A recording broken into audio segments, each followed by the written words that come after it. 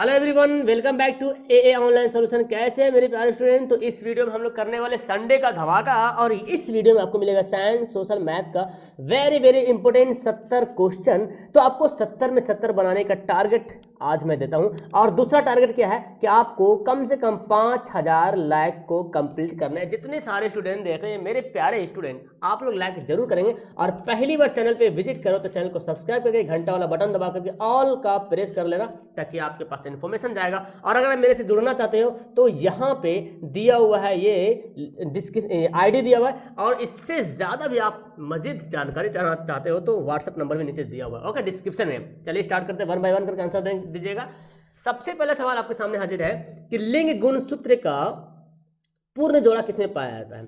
लिंग गुण सूत्र का पूर्ण जोड़ा किसमें पाया जाता है, पुरुषों में या स्त्रियों में या दोनों में। तो आपको पता है लिंग गुण सूत्र का पूर्ण जोड़ा स्त्री में पाया जाता है, क्योंकि स्त्री में जो है 300 जोड़ा जो है एक्स एक्स होता है ना।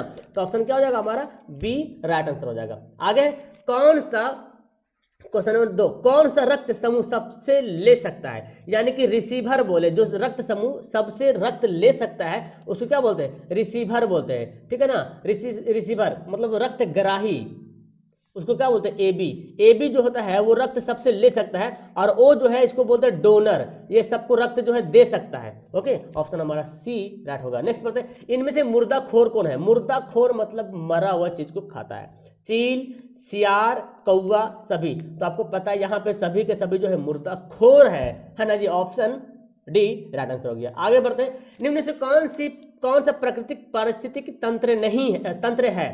कौन सा प्राकृतिक यानी कि नेचुरल जो है पारिस्थितिक तंत्र है। देखिए पारिस्थितिक तंत्र तो हमारा पूरा इन्वायरमेंट हो जाएगा, इकोसिस्टम। लेकिन नेचुरल के बारे में बता, नेचुरल क्या तालाब नेचुरल है, क्या फसल, झील। तो देखो हम लोग तालाब को बनाते हैं, फसल भी हम ही लोग मतलब उसको उगाते हैं। भले फसल नेचुरल उगता है लेकिन हम उगाने का काम हम ही लोग करते हैं ना, खेती करते तो उगता है। लेकिन जंगल जो ये नेचुरल, जंगल को हमने नहीं बनाया बल्कि ये नेचुरल बना है, ठीक है ना।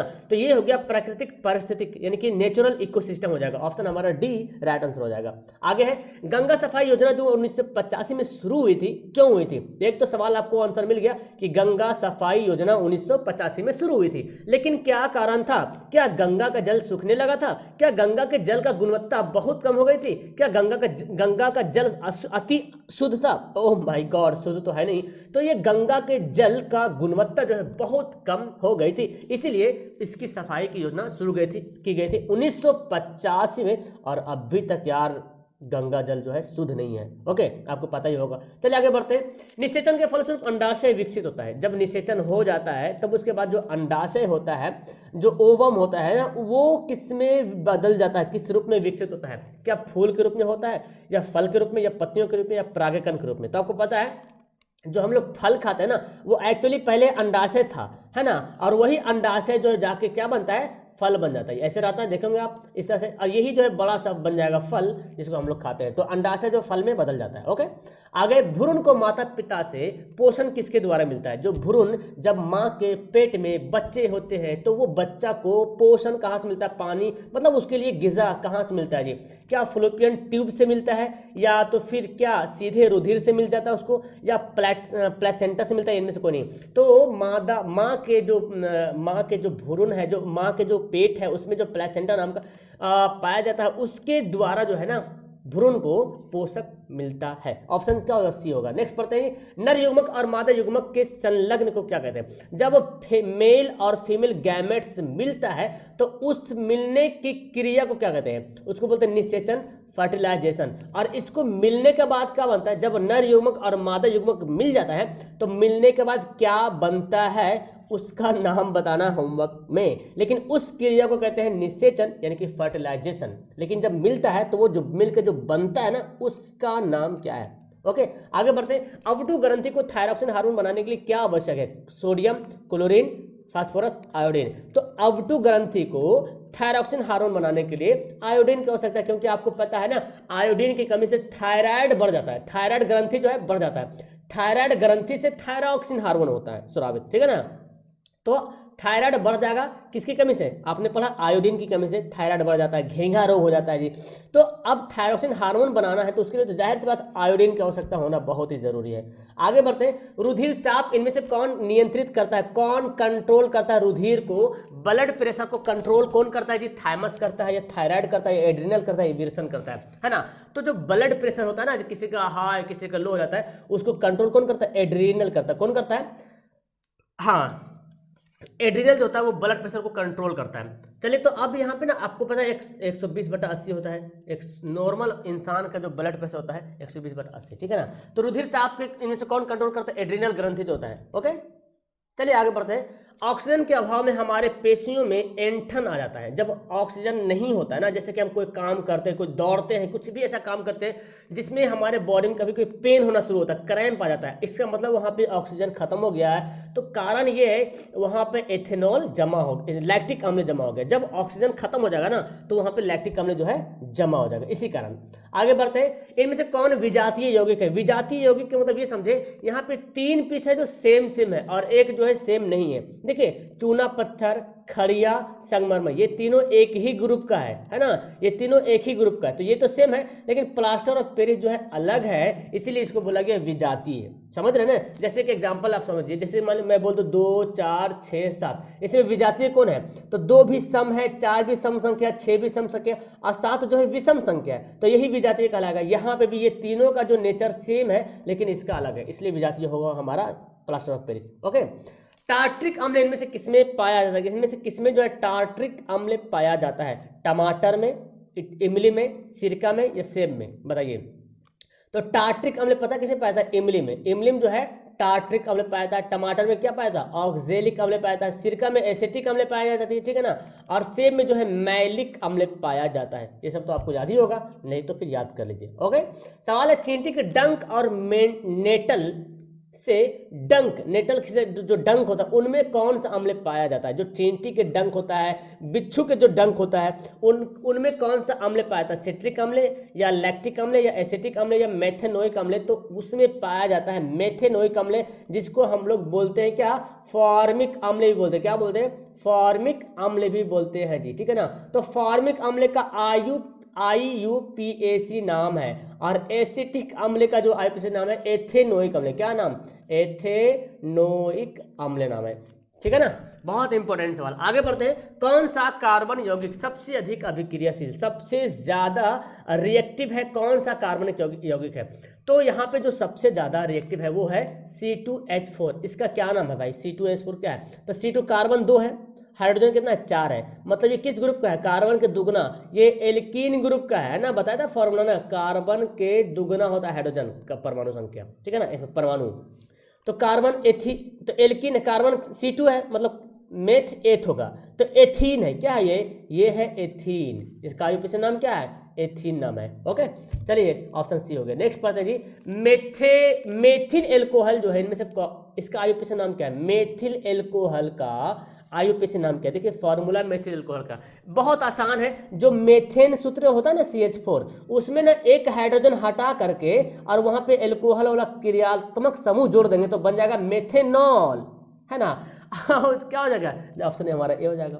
एथेनॉल की बात करें तो एथेन का सूत्र क्या होता है, C2H6 है ना जी, C2H6 होता है। अब क्या करेंगे ना, यहाँ पे कार्बन के जो हाइड्रोजन में जो 6 है ना, वहाँ पे 5 कर देंगे और OH जोड़ देंगे, तो ये क्या हो गया, एथेनॉल, ठीक है। तो उसको बोलेंगे एथिल एल्कोहल, एथिल में एल्कोहल जुड़ गया, एथेनॉल बन गया। बहुत आसान है, तो ऑप्शन हमारा क्या हो जाएगा, ए राइट आंसर हो जाएगा। ओके, कौन कार्बन के अप्रूप है, कार्बन के अप्रूप कौन है, हीरा, ग्रेफाइट, फ्लोरीन। इनमें से सभी जो तीनों के तीनों जो है क्या है, कार्बन के अप्रूप है, ये उसी के शक्ल का है, ठीक है ना, ऑप्शन बी, डी नंबर। आगे है क्या, lithium, beryllium, boron, carbon, nitrogen, oxygen, fluorine, neon किस आवर्त में पाया जाता है। जब आप आवर्त सारणी पढ़ते हो मोस्ले वाला आधुनिक आवर्त सारणी, तो शुरू में हाइड्रोजन होता है, पहला तत्व में हाइड्रोजन, फिर होता है हीलियम, फिर लिथियम, बेरिलियम, है ना, फिर छोड़ कर होता है बोरन, कार्बन, नाइट्रोजन, इस तरह से होता है। तो ये सब जो है ना सेकेंड, दूसरा आवर्त में पाया जाता है, ठीक है ना, ऑप्शन याद रखेगा। और आपको पता है आधुनिक आवर्त सारणी टोटल 18 वर्ग है, जिसको समूह भी बोलते हैं, है ना जी। और 7 क्या है, आवर्त है। ये भी सवाल पूछ लिया जाता है। आगे सवाल है, कौन हैलोजन समूह का सदस्य है? हैलोजन समूह का सदस्य कौन है? देखिए, तो ग्रुप 17 ना, ग्रुप जो 17 है वो क्या है, हैलोजन समूह का है। ग्रुप जो 17 बनेगा ना, 17 बनेगा, 17 बोले तो इस तरह से, है ना। ये क्या है, हैलोजन जो आवर्त सारणी में जो ग्रुप 17 है ना, ग्रुप 17 वो है हैलोजन समूह का। तो उसमें कौन को, ब्रोमीन, क्लोरीन, क्लोरीन है, ब्रोमीन है, फ्लोरीन है। ओके, इस टाइप से हो जाएगा हैलोजन 17 ग्रुप का। Option B. नेक्स्ट पढ़ते हैं, विद्युत अपघटनी परिष्करण में अशुद्ध धातु बनाया जाता है किससे? विद्युत अपघटनी परिष्करण में अशुद्ध धातु किसको बनाते हैं, एनोड की कैथोड की? तो अशुद्ध धातु बनाते हैं एनोड को, और अगर यहाँ पे शुद्ध बोलेगा तो क्या हो जाएगा, शुद्ध बोलेगा तो हो जाएगा कैथोड। तो याद रखेंगे ऑप्शन हमारा क्या होगा, ए, बिल्कुल राइट आंसर हो जाएगा। आगे सवाल आपके सामने हाजिर है, कौन सी धातु है जो अधिक ताप पर भी ऑक्सीजन से क्रिया नहीं करती है? कौन सी धातु है जो एकदम अधिक ताप, हीट एकदम हो जाता है, बहुत हाई टेम्परेचर होने के बाद भी जो है वो रिएक्शन नहीं करता है? लोहा, एल्युमिनियम, सोना, पोटेशियम। तो क्या हो जाएगा, सोना जो है कभी भी ऑक्सीजन से क्रिया नहीं करता, हमेशा खुला रहता है ना। देखते हैं ना, सोना में कभी जंग लगता है, कभी नहीं। लेकिन सिल्वर पे आपने सुना होगा, सिल्वर गए होंगे आप, दुकान में जाते हैं, देखते होंगे ना, वो साफ करवाते हैं, इसमें लग जाता है तो अभिक्रिया हो जाता है, खराब हो जाता है। तो ठीक है ना, तो ऑप्शन हमारा सी हो जाएगा। आगे है, रासायनिक अभिक्रिया के दौरान किसी पदार्थ में ऑक्सीजन का योग क्या कहलाता है? यानी कि जब कोई भी रासायनिक अभिक्रिया होता है और उसमें जो ऑक्सीजन का योग होता है उसको बोलेंगे क्या, उपचयन। क्या बोलेंगे, उपचयन। इसको आप ऑक्सीकरण भी कह सकते हैं जी, ऑक्सीकरण। लेकिन जब बोलेगा ऑक्सीजन का वियोग होगा, मतलब ऑक्सीजन त्यागेगा, तब बोलेंगे अपचयन। और अपचयन का दूसरा नाम क्या है, अवकरण। देखो और एक नाम बताता हूं, उपचयन को ही बोलते हैं उष्मा क्षेपी, हाँ बोल सकते हैं। फिलहाल चल रहे हैं, ऑप्शन हमारा ए, और ए हमारा राइट आंसर हो गया। ठीक है, नेक्स्ट सवाल पढ़ते हैं, प्रत्यावर्ती धारा की आवृत्ति कितनी होती है? आवृत्ति होगा, सॉरी, प्रत्यावर्ती धारा की आवृत्ति, यानी कि आपको पता है ना, एसी है ना, एसी करंट जो होता है ना, एसी, तो उसकी आवृत्ति, उसकी हर्ट्ज कितनी होती है? हर्ट्ज 50 हर्ट्ज होती है। ऑप्शन हमारा सी होगा। नेक्स्ट पढ़ते हैं, ओम का नियम इनमें से कौन है? ओम का नियम क्या होता है? V बराबर आई आर। कौन निहित है? क्या ये वाला ऑप्शन है इसमें? नहीं है। तो आई बराबर हम लिख सकते हैं V बटा आर, बिल्कुल लिख सकते हैं सर। क्या है यहाँ पे? आई बराबर V बटा आर, देखो आर है। एक फॉर्मूला और बनेगा, आर बराबर V बटे आई, है ऑप्शन में? नहीं है। तो हमारा जो बी आंसर है बिल्कुल राइट आंसर हो गया। ठीक है ना, ओके। चलिए आगे सवाल है, एक कूलम आवेश में कितना इलेक्ट्रॉन होता है? एक कूलम आवेश में कितना इलेक्ट्रॉन होता है? बहुत ही इंपॉर्टेंट सवाल, बहुत बार सवाल पूछा गया कि एक कूलम आवेश में कितना इलेक्ट्रॉन होता है? 6.25 into 10 to the power 18 electron. एक कूलम आवेश में 6.25 into 10 to the power 18 electron होता है। ठीक है ना, बहुत इंपॉर्टेंट सवाल, इसको याद रखें।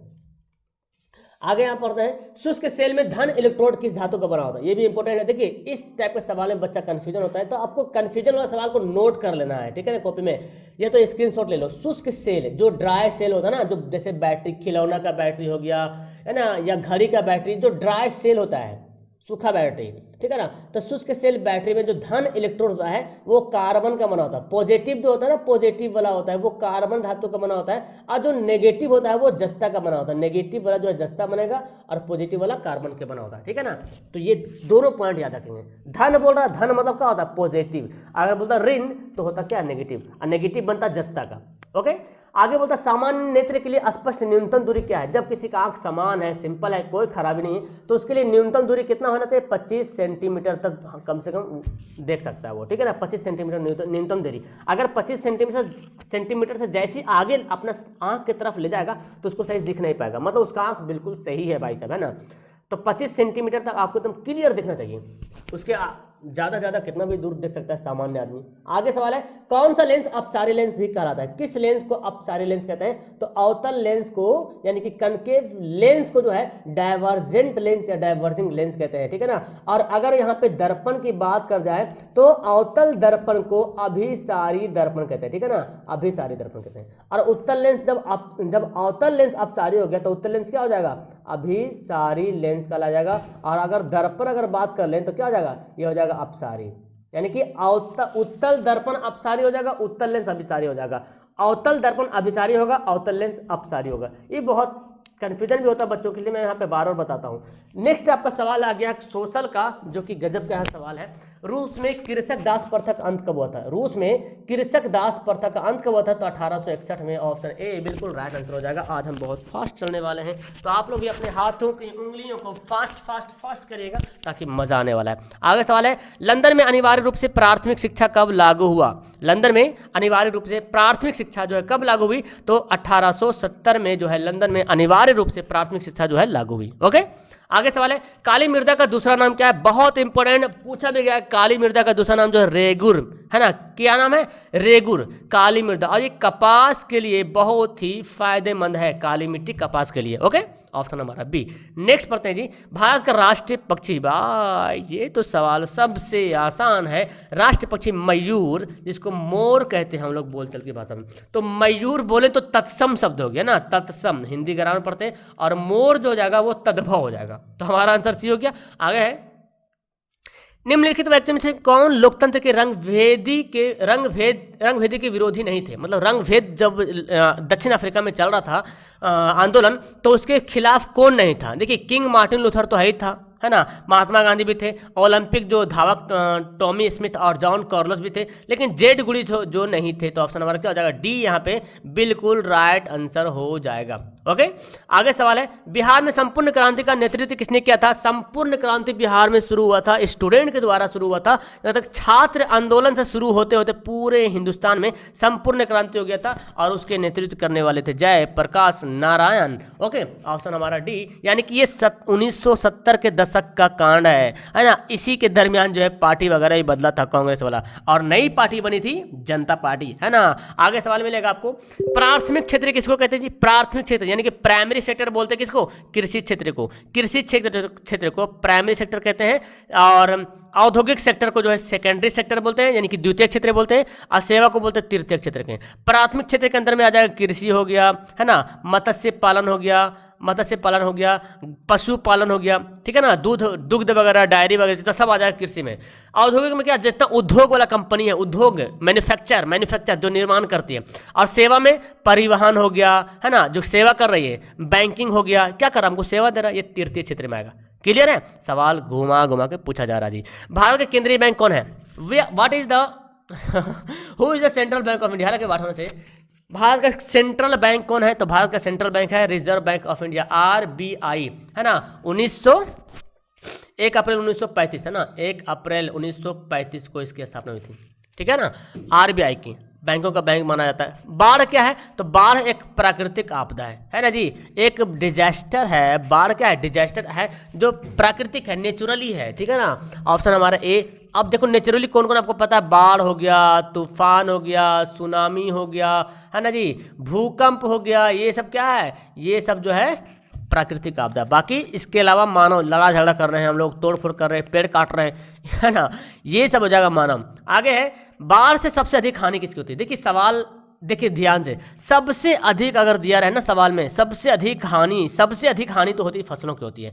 लेकिन सवाल अगर बोल दे बाढ़ से हानि होती है, बाढ़ से हानि किसको किसको होती है? तो बाढ़ से पशु को भी हानि होती है, फसलों को भी हानि होती है, और भवन भी हानि होता है, यानी कि इनमें से सभी हो सकता है। जब सबसे अधिक ना दिया हो तब बाढ़ से हानि होती है तो सभी को, लेकिन सबसे ज्यादा जो है फसल जो है सबसे ज्यादा बर्बाद हो जाता है। ऑप्शन हमारा ए। आगे बढ़ते, रक्त एवं लौह की नीति का अवलंबन किसने किया था? आपको पता है रक्त एवं लौह की नीति का अवलंबन किया था किसने? बिस्मार्क ने किया था जी। ऑप्शन हमारा क्या हो जाएगा? सी बिल्कुल राइट आंसर हो जाएगा। ओके, स्पेनिंग जेनी का आविष्कार किसने किया था? कब हुआ था? इस सवाल में बहुत सारे बच्चों को डॉट है। मैं आपको कहता हूं NCERT किताब आप खोल लीजिए, ठीक है ना, उसमें जो दिया आंसर वही हमारा राइट आंसर होगा, ठीक है ना। आपको गूगल में बहुत कुछ मिलेगा, लेकिन NCERT का आपको जो क्वेश्चन का जो चेकिंग होगा NCERT के अकॉर्डिंग चेक होगा, और NCERT is the best solution for this question. Okay, तो NCERT में आपको दिया हो 1770 में स्पेनिंग जेनी का जो है आविष्कार किया गया था, ठीक है ना। ऑप्शन हमारा डी राइट आंसर होगा, लेकिन गूगल में आप सर्च करोगे तो 1764 मिलेगा, दैट इज रॉन्ग। सो हमको NCERT वाला पे बिलोंग करना, बिलीव करना, ठीक है। आगे बढ़ते हैं, मरुस्थलीय मृदा का विस्तार कहाँ है? मरुस्थलीय मृदा जो बोलते हैं ना डेजर्ट, सबसे ज़्यादा जो विस्तार देखने को मिला है राजस्थान में, और यहाँ भाई बहुत ज़्यादा गर्मी होती है, आपको पता है। सोलर सेल का भी यहाँ पे संभावनाएं बहुत ज़्यादा है। सोलर से जो बिजली उत्पादन होता है ना, राजस्थान में बहुत ज़्यादा बिजली उत्पादन होता है सोलर से। सोलर से। आगे सीमेंट उद्योग का सबसे प्रमुख कच्चा माल कौन है? सीमेंट उद्योग जो है सबसे कच्चा माल देखा जाए चूना पत्थर, बॉक्साइट, ग्रेनाइट, लौह। तो चूना पत्थर यानी कि पत्थर से ही कूट कूट करके जो है सीमेंट बनाया जाता है, उसका कच्चा माल है। ओके, रॉ मटेरियल जिसको बोलते हैं, या रॉ मटेरियल। ओके, आगे है भारत में 1977 के आम चुनाव में किस पार्टी को बहुमत मिला था? बहुत ही गजब का यहाँ पे राजनीतिक का खेल यहाँ पे है।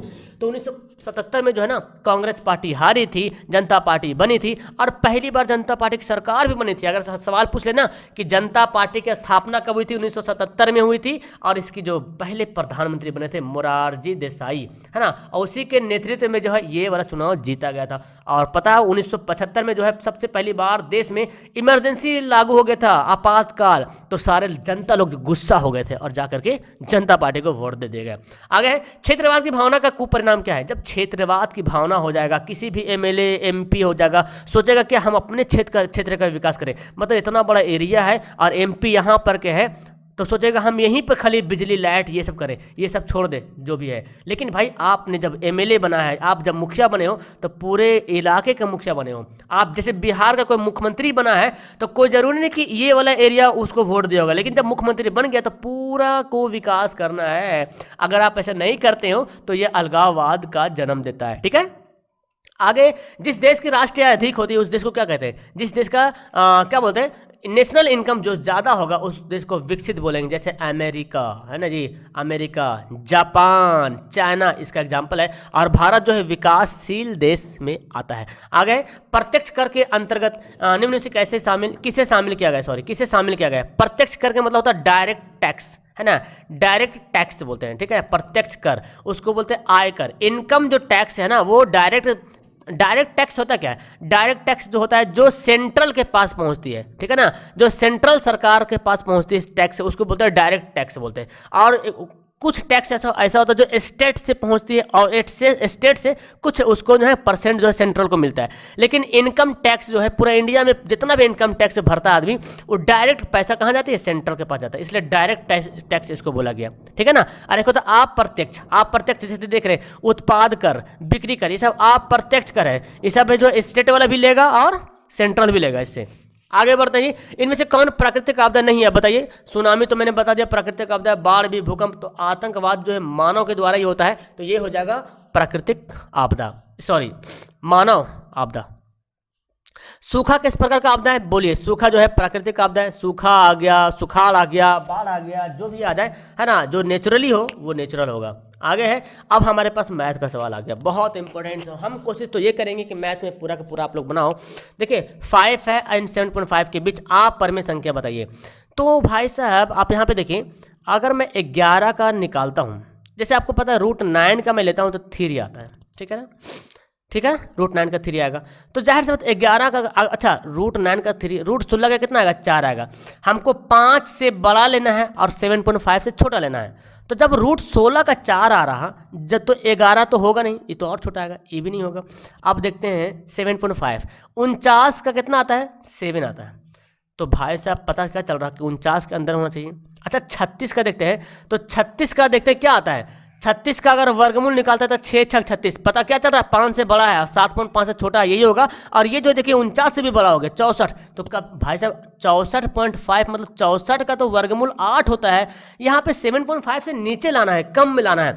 तो हमारा ऑप्शन बी ही है जो सूटेबल इसके लिए आंसर हो गया। आगे है, 2 परिमेय संख्याओं का गुणनफल क्या होता है? 2 परिमेय संख्या ले लीजिए, 2 × 2 है ना, तो क्या बनेगा? 2 परिमेय संख्या का गुणनफल करेंगे तो परिमेय संख्या बनेगा, हमेशा परिमेय संख्या बनेगा। लेकिन अपरिमेय संख्या में ऐसा रूल नहीं होता है, थोड़ा सा ध्यान से।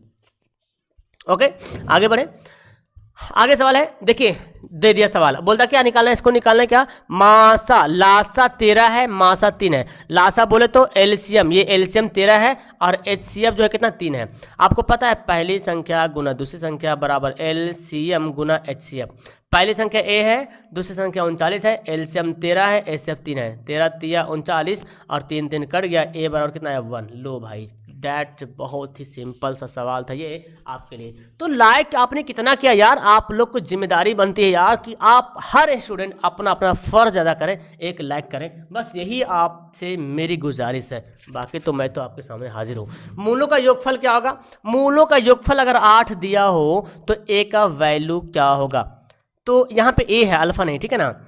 तो मूलों का योगफल क्या फार्मूला होता है? अल्फा प्लस बीटा, क्या फार्मूला होता है? माइनस बी बाई ए। और अल्फा प्लस बीटा दे दिया कितना? देखो 8, ये दिया हो ना, 8 दे दिया। बी का वैल्यू कितना है? माइनस ए। और यहाँ पे देखो माइनस बी, तो माइनस माइनस प्लस कर देते हैं ए। और ए के जगह पे क्या लिखा हुआ? 2 लिखा हुआ। लीजिए भाई साहब, अब जब करेंगे क्रॉस गुना तो क्या हो जाएगा? ए बराबर 8 दूना 16, ऑप्शन नंबर बी।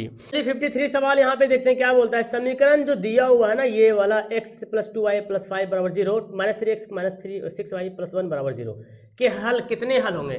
तो देखिए ये जो दिया हुआ ना, ये a1 है, ये b1 है, ये c1 है, ओके। और ये क्या है? a2 है, ये b2 है, ये c2 है। मुझे क्या करना पड़ेगा? a1/a2 ज्ञात करना पड़ेगा। a1 हमारा 1 है, a2 - 3 है। अच्छा, b1/b2 ज्ञात करना पड़ेगा। b1 कितना है? 2 है, b2 - 6 है। इसको काटेंगे तो आएगा 1/3 माइनस में। और c1/c2 निकालना पड़ेगा। c1 कितना है? 5 है, c2 1 है। तो भाई साहब यहाँ पे देख रहे हैं ना, a1/a2 बराबर तो हो गया b1/b2 का। देख रहे हैं ना, a1/a2 1/3 माइनस में, और b1/b2 भी -1/3। लेकिन c1/c2 देखो अलग है। तो अगर c1/c2 बराबर ना हो तो इसका कोई हल नहीं, क्योंकि इसका जो ग्राफ बनेगा क्या बनेगा? पैरेलल बनेगा, समांतर बनेगा। क्लियर है? चलिए आगे बढ़ते हैं। सवाल क्या बोलता है? tan थीटा बराबर क्या होता है? फॉर्मूला यार, formula sec square theta minus tan square theta बराबर 1 होता है। जब आप tan को उधर ले चल जाते हो तो sec स्क्वायर थीटा -1 बनेगा और tan इधर चल जाएगा। और यही स्क्वायर को जब इधर भेजते हो तो क्या बनता है? वर्गमूल बनता है। यानी कि sec स्क्वायर थीटा -1, ये ना दो जो है ना वो स्क्वायर के रूप में है जी। हो गया ऑप्शन नंबर बी। बहुत हल्का सवाल यहाँ पे लिया हूँ आपके लिए, मैथ का। कोटि कौन है? देखिए कोटि भुज, ये एक्स ये वाई, बहुत बार पूछा गया सवाल में, हर बार सवाल में आना एकदम तय है। इस एक्स को बोलते हैं भुज और इस एक्स वाई को बोलते हैं कोटि। तो हमारा पास क्या कोटि कौन है? -4। भुज बोलता तो 3 होता। ओके, सवाल देखिए बोला गया एक त्रिभुज है। यहाँ पे देखें एक त्रिभुज दिया हुआ है इस तरह से, ए बी सी, और यहाँ पे जो है ना डी जो है पैरेलल है इसका। बोलते हैं एडी बटा डीबी है, एडी अनुपात डीबी, एडी अनुपात डीबी। जब मैंने बाएं तरफ एडी और डीबी लिया है तो दाएं तरफ भी एई और ईसी लेना पड़ेगा, एई और ईसी लेना पड़ेगा। तो देखो यहाँ पे एक्स बोला तो बोला एक्स की जगह पे क्या होगा? क्या होगा? ईसी होगा। ऑप्शन क्या हो गया? डी, बिल्कुल राइट आंसर हो गया। देखिए क्या बोला गया? भाज्य संख्या आने की क्या पड़ता है? अभाज्य संख्या। देखते हैं यहाँ पे अभाज्य संख्या कौन कौन है? 1 0 1 2 3 4 5 6 7 8 9। इससे अभाज्य कौन कौन है?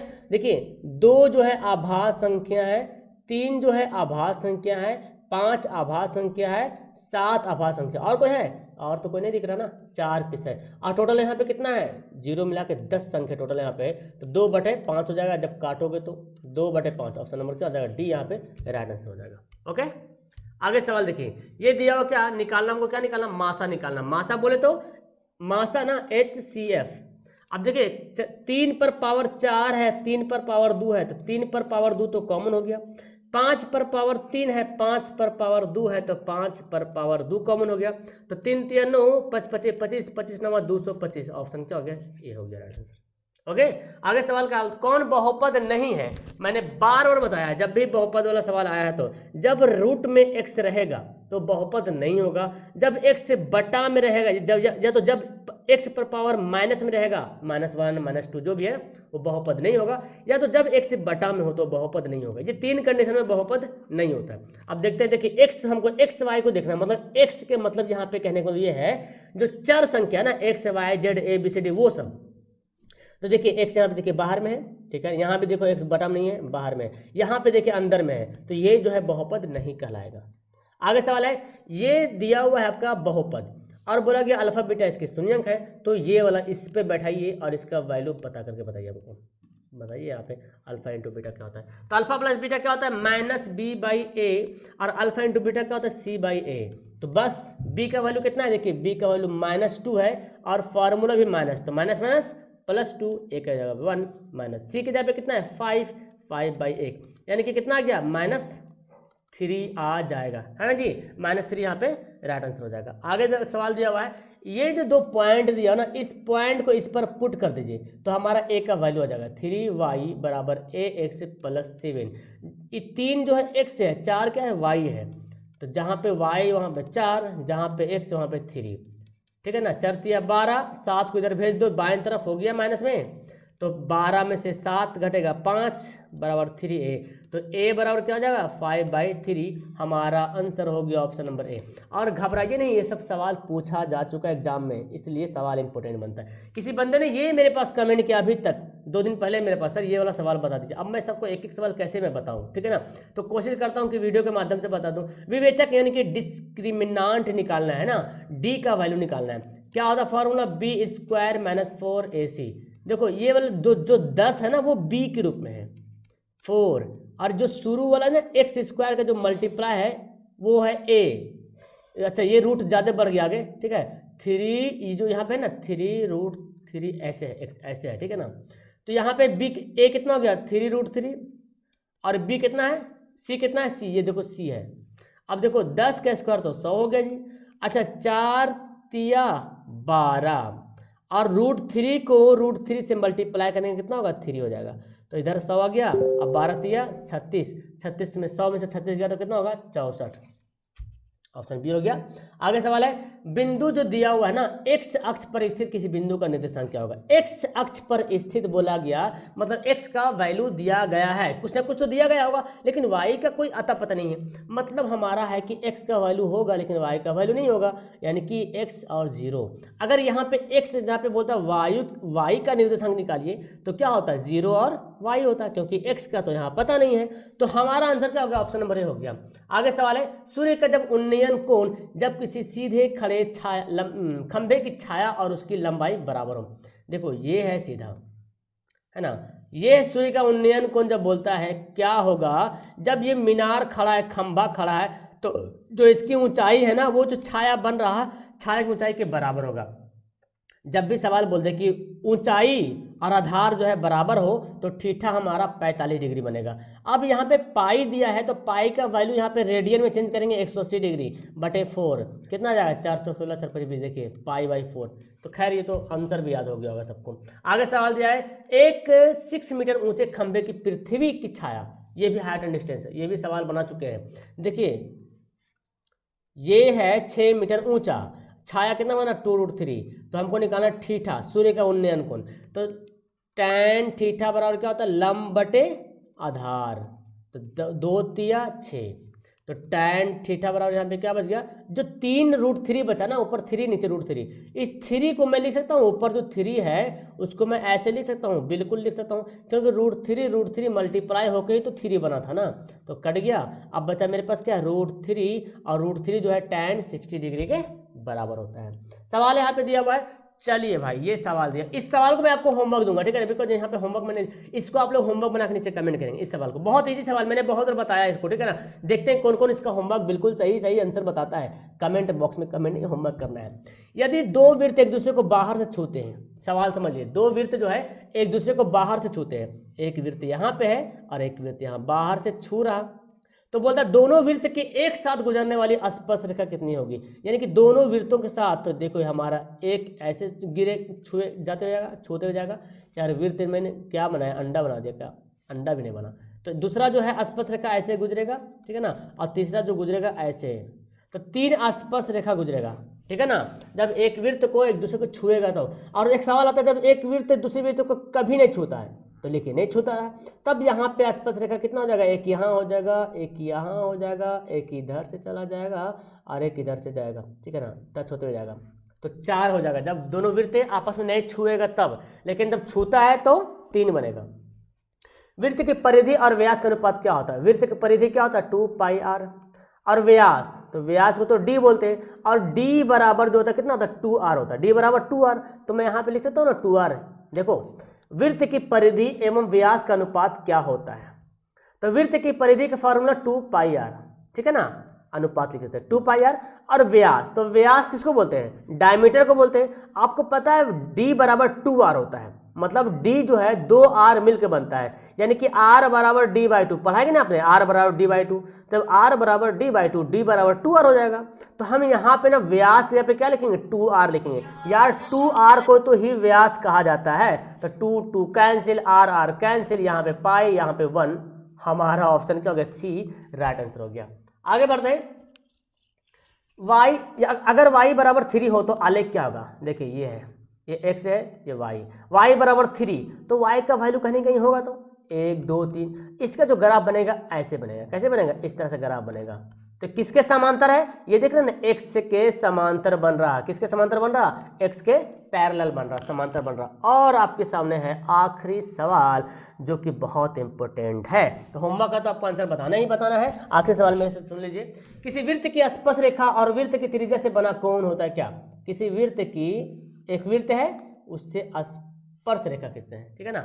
अच्छा, यहाँ से मैंने जब ऐसे खींचा, ये क्या है, त्रिज्या है। हम इस केंद्र से जहाँ से भी खींचेंगे ना, केंद्र से रेखा खींच के वृत्त की परिधि से टच कर देंगे तो क्या बन जाएगा, त्रिज्या बन जाएगा। तो बोला क्या, किसी वृत्त की स्पर्श रेखा और वृत्त की त्रिज्या से के साथ जो कोण बनता है 90 डिग्री का कोण बनता है।